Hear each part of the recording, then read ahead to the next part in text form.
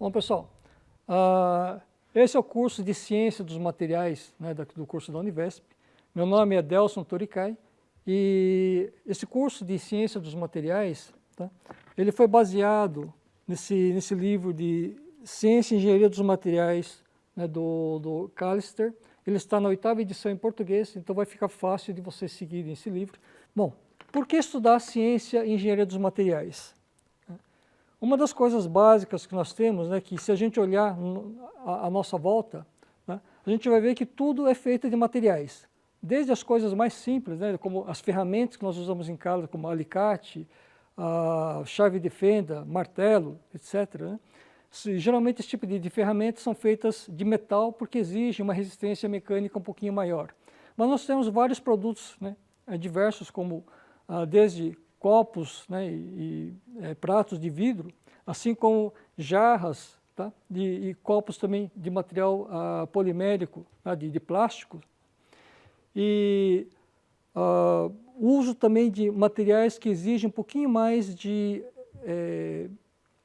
propriedade mecânica, por exemplo, né, que você precisa projetar um material mais específico, como, por exemplo, a vela do motor de um carro. Tá? Então, essa vela, como ele vai em contato dentro do motor, e ele que joga a faísca dentro do motor para ter a explosão, então ele tem contato com materiais de alta temperatura, então ele precisa ser feito de um material especial que possa resistir a altas temperaturas e que seja também um bom condutor elétrico, né, que ele precisa jogar a faísca dentro do motor. Então, assim como nós temos aí os diversos tipos de vasilhames e utensílios, como garrafas, tá, jarras de cerâmicas, né? Então, nós temos usos diversos de materiais. Por exemplo, os pneus também, eles precisam de uma propriedade específica de ser bastante elástico, né? Então ele não pode ser feito em qualquer material, tem um material específico. E mais recentemente, nos últimos 20 anos, vem sendo desenvolvido materiais de alto desempenho, né? Por exemplo, geralmente para materiais esportivos, onde nós precisamos de materiais leves, tá? Mas que tenham alta resistência mecânica. Então, esses materiais são os compósitos, né? Que nós temos aí uma outra classe de materiais diferentes. Bom, eu coloquei aqui também alguns outros exemplos, né, de algumas propriedades específicas que a gente precisa ter, né, de materiais, como o conjunto de freio e disco, né, de um carro, onde o contato, né, do disco com a pastilha de freio, né, é ele que vai absorver toda a energia cinética do carro na hora de frear, então vai transformar isso em calor. Então ele precisa ter propriedades específicas de atrito, né, que a gente não consegue fazer com qualquer material. Então são materiais específicos, tá, para usos diversos. Bom, o homem vem utilizando materiais, né, desde os primórdios, né, da humanidade, desde que o homem conhece como homem, né, ele vem utilizando os vários tipos de materiais da natureza, tá? Mas só nos últimos 10 mil anos é que a gente vem tendo um histórico um pouquinho melhor de como o homem vem utilizando esses materiais. Então, no início, mais de materiais naturais, né? Madeiras, uso de peles, fibras, né? de materiais naturais, assim como vários tipos de pedras e ferramentas de pedras, né? de rochas, tá? E assim por diante. E aí, se nós formos dar uma olhada historicamente, né? Nos últimos, quer dizer, de 10 mil anos antes de Cristo até mais ou menos a idade, né? do nascimento de Cristo, nós temos aí, em termos de uso de materiais, uma quantidade reduzida de materiais, né?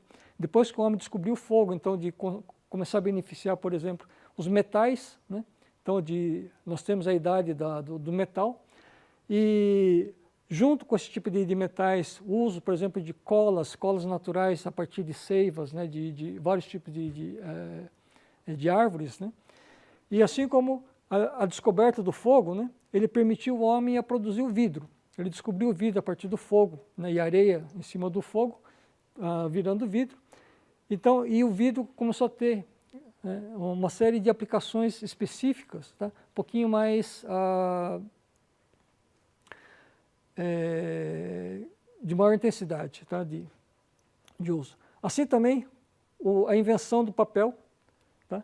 Que foi uma coisa para a humanidade, muito interessante, né, que permitiu, né, o uso do papel, a transmissão da escrita, né, e aí a divulgação do conhecimento de uma forma muito mais eficiente. Então nós notamos aqui, então, que a partir, né, dos últimos, bem dizer, 1000 anos, né, ou melhor, 2000 anos, o uso de materiais ele vem aumentando muito, né, e o acúmulo de conhecimento vem aumentando muito, e com esse acúmulo de conhecimento, novos materiais vêm sendo desenvolvidos, vêm sendo descobertos, né, e nós temos aí então uma quantidade muito grande hoje de materiais, tá, que são utilizados hoje no nosso dia a dia.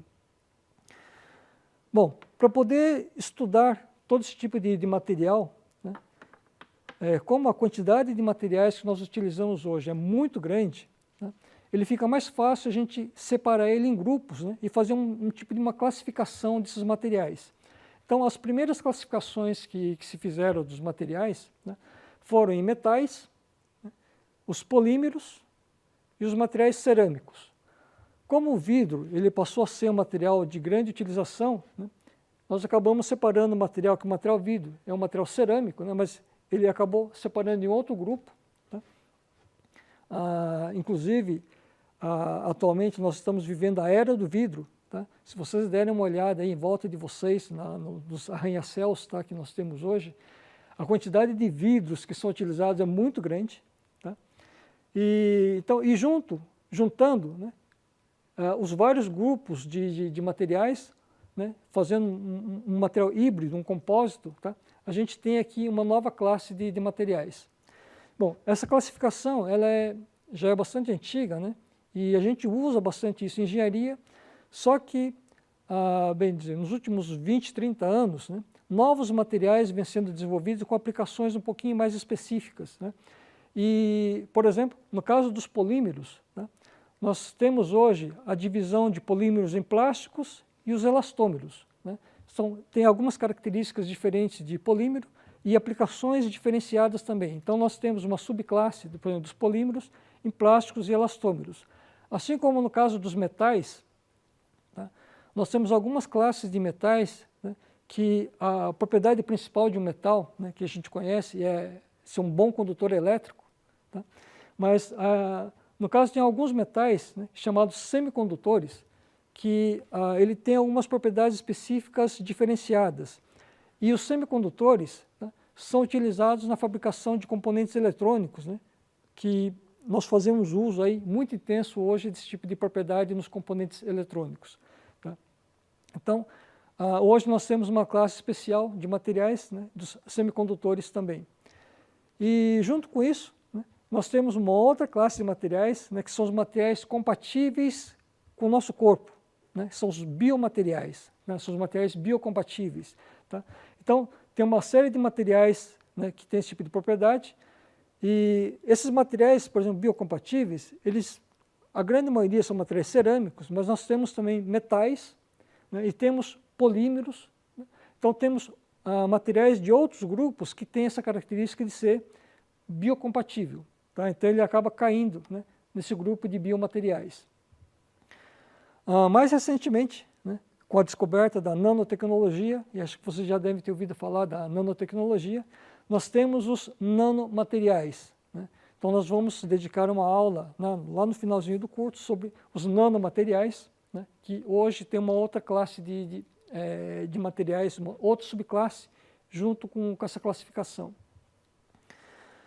E mais recentemente ainda, né, são coisas novas que estão surgindo no desenvolvimento de novos materiais, que são os materiais funcionais. São materiais que têm propriedades específicas, tá, para aplicações específicas também. Então nós vamos comentar também alguma coisa desses materiais funcionais, né, em uma aula mais para frente.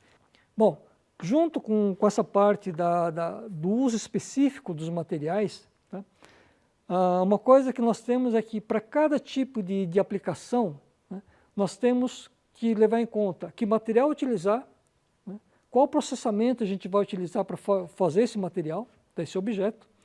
E uma coisa que,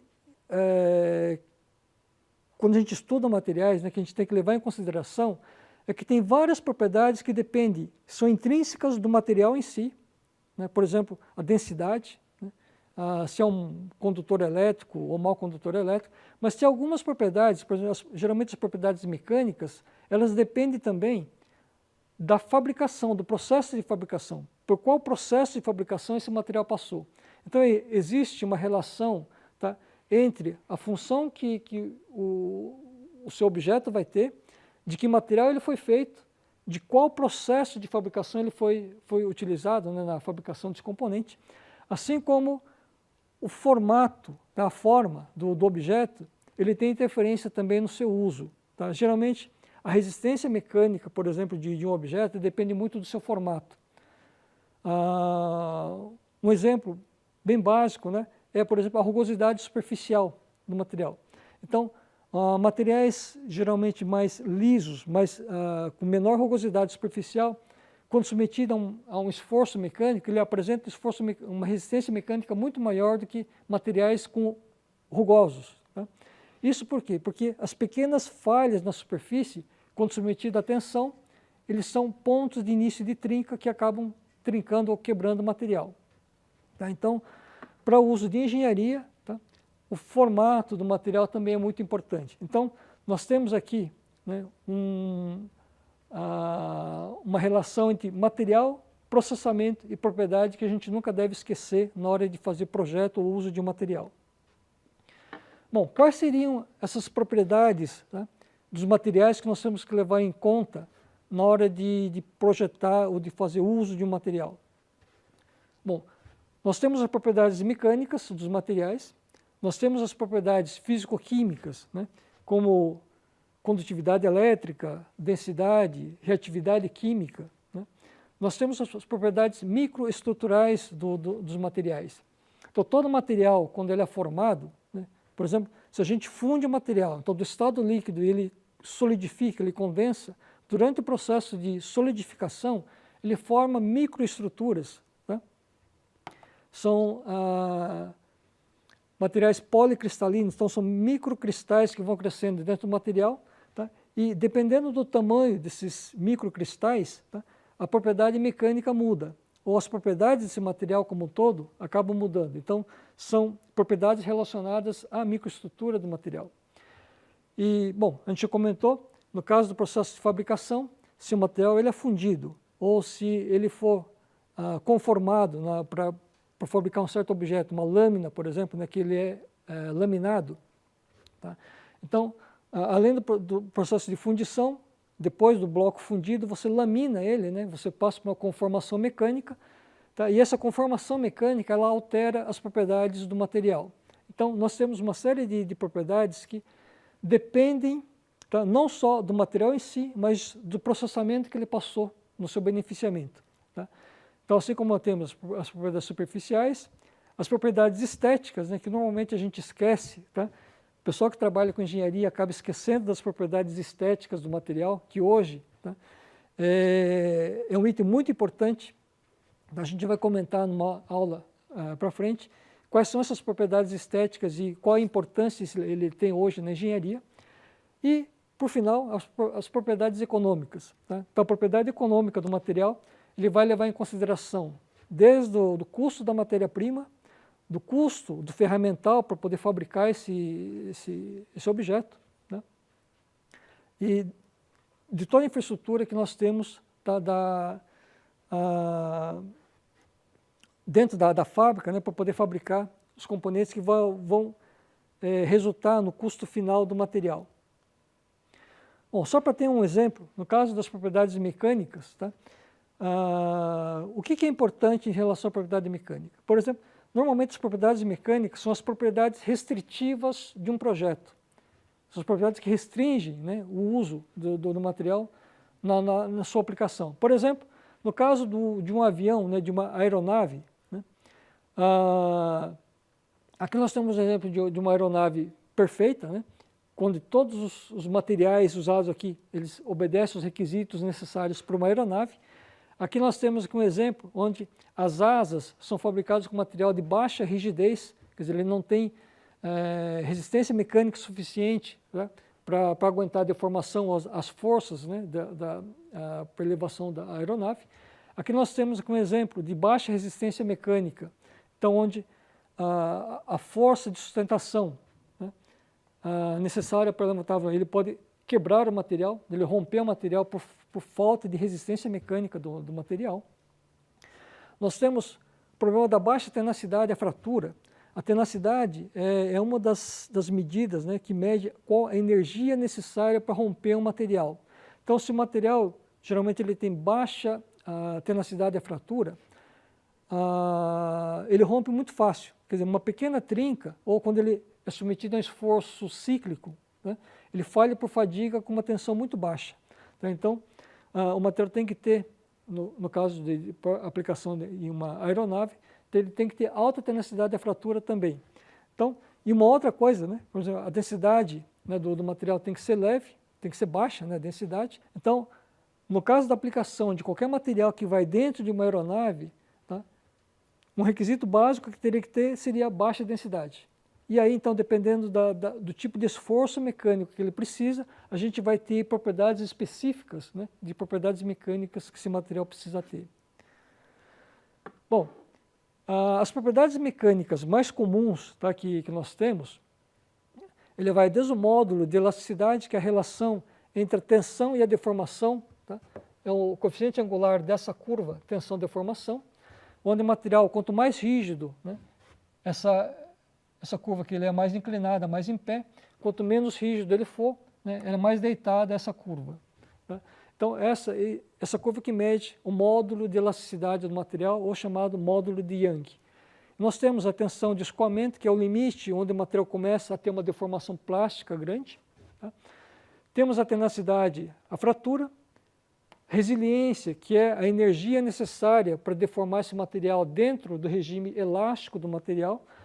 A tenacidade, que é a energia, aqui embaixo, representa essa área embaixo do gráfico, né? É a tenacidade, que é a energia necessária para deformar o material e romper o material. Tá?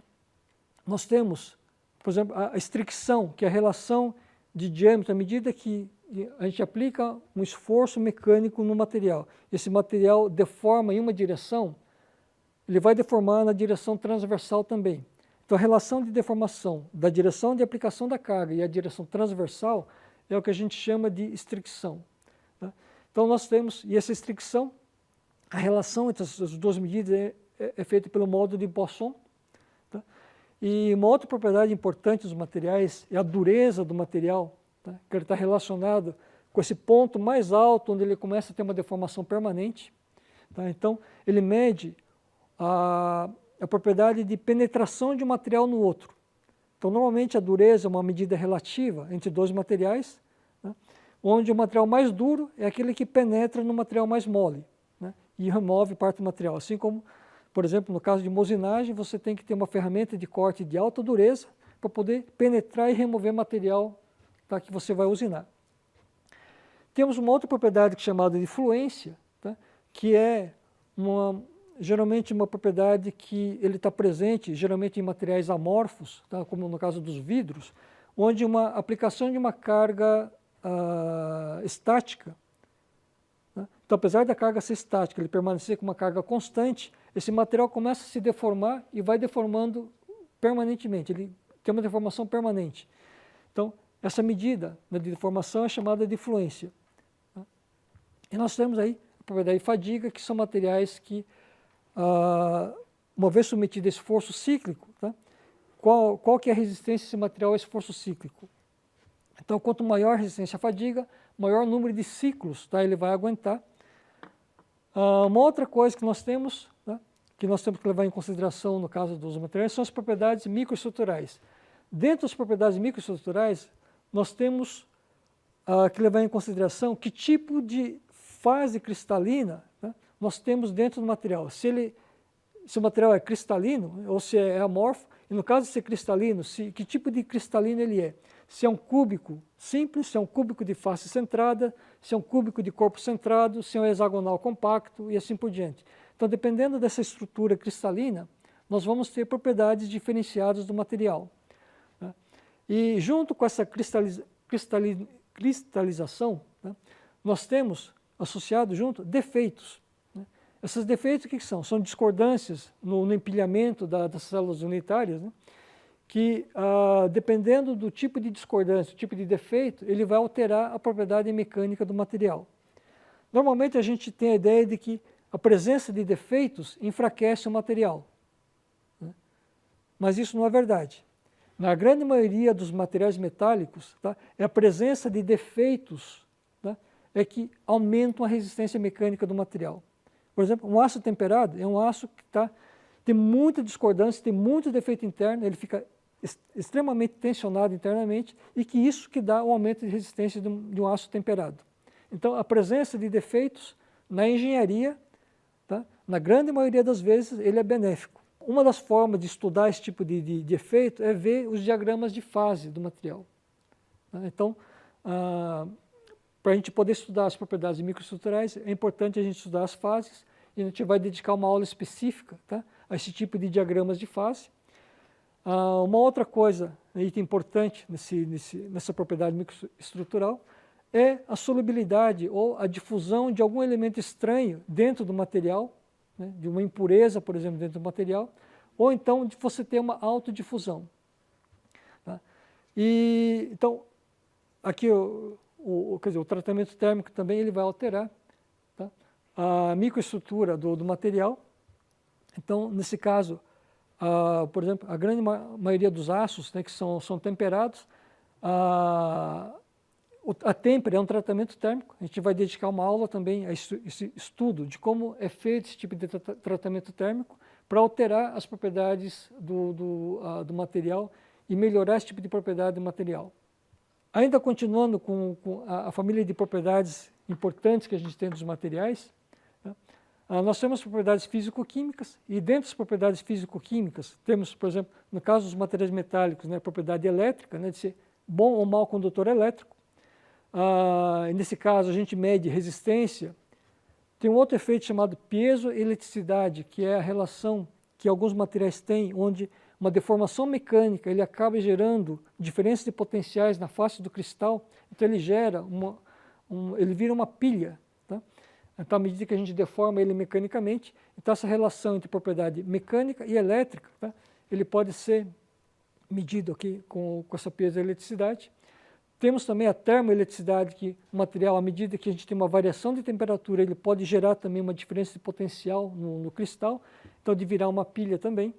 Temos as propriedades magnéticas, né, dos materiais, né, que são muito utilizados aí em motores dos ímãs, né. Temos as propriedades ópticas dos materiais. Então, nesse caso do exemplo que nós temos aqui, esse é um material feito de alumina. Nós temos uma alumina, né, cristalina, que é transparente, uma alumina que ela tem uma série de defeitos em termos de porosidade, então ele passa a ser meio opaco, tá? Até você ter uma cerâmica de alumina, né, quando você tem uma série de porosidade e defeitos que deixa o material opaco. Então, é um mesmo material, tá, que a gente, observando, a gente nota, né, propriedades ópticas diferentes. As propriedades térmicas, ele vai desde a capacidade térmica do material, dilatação térmica, assim como o uso da densidade, né, que, como eu tinha falado lá no início, no caso das aeronaves, né, e geralmente de materiais de alto desempenho, geralmente para materiais esportivos, tá, nós precisamos ter aí material de baixa densidade e alta resistência mecânica. Então, essa densidade é uma propriedade intrínseca do material, que é uma propriedade física, tá? E uma outra propriedade que nós precisamos levar em consideração no uso dos materiais, tá, é a durabilidade química. A durabilidade química ela vai ter muito a ver com a corrosão desse material. Então, se ele está exposto ao ambiente, né, sol, chuva, ou se é um ambiente que ele tem alguma atmosfera corrosiva, né, então, essa durabilidade química é que vai ditar, né, a durabilidade do material. Quanto tempo a gente vai poder utilizar esse material dentro do ambiente. E uma outra coisa muito importante no caso da durabilidade química ou da corrosão, tá, que a gente tem, são em vasilhames ou em materiais, containers, né, onde você armazena algum produto dentro. Então, se você tiver algum material que tem algum tipo de corrosão, esse material de corrosão ele pode contaminar, tá, o seu produto que está armazenado dentro do vasilhame ou dentro do container. Então, para vários tipos de aplicações, tá, esse tipo de contaminação você não pode ter, por exemplo, na indústria alimentícia, tá?